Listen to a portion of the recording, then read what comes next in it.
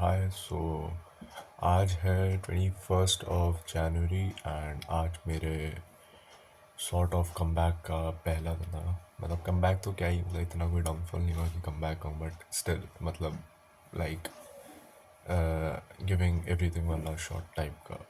Anyways, सो आज मैंने क्या क्या किया बता देता हूँ। I am making this a bit early, इसके बाद भी मैं कुछ कुछ चीज़ें करूँगा जो मैं इसमें बोलूँगा, बिकॉज रात में मैं अपना फ़ोन दूर रख देता हूँ after 12, so it's currently around 11:25 11:26, सो इसके बाद मैं रख दूँगा। सो आई थॉट कर लेता हूँ, उसके बाद आई स्टडी। सो बायोलॉजी में सबसे पहले anatomy was something that I didn't do at all in 11th, because मुझे समझ नहीं आ रही थी। फिर बाद में सेकेंडरी ग्रोथ वगैरह हट गई तो मैंने की नहीं वापस, क्योंकि सिलेबस में नहीं थी कभी। तो I am doing it again. And आज मैंने 5 आवर्स का लेक्चर था एक, उसका 2.5 आवर्स देख लिया है। So that is one thing. Then neural control and coordination को NCERT प्लस नोट से रिवाइज़ किया। ये 2 चैप्टर्स हो गए बायोलॉजी के। Then coming on to physics, physics में thermal properties, KTG and thermodynamics, तीनों का लेक्चर प्लस पर मतलब 3 लेक्चर्स देखे, और पर लेक्चर अराउंड 20 क्वेश्चंस, मतलब एक एक चैप्टर का एक एक lecture, so 20 questions of that and theory revision of with notes of course. ठीक है। देन बायो में आई बायो तो हो गया, sorry.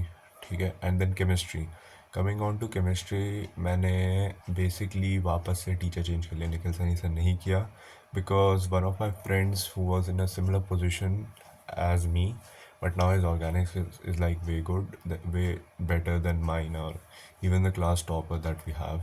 So he suggested to watch NS sir organic lectures. He gave me a playlist of around 388 videos, which are like 20 minutes each maybe, and it covers the whole 11th and 12th organic. So he said that it is way better, so I should do it from that. So I'm gonna be doing organic from that. And aaj nomenclature is already done organic में मेरा, that is a pretty strong topic. After that उसमें structural isomerism से start है।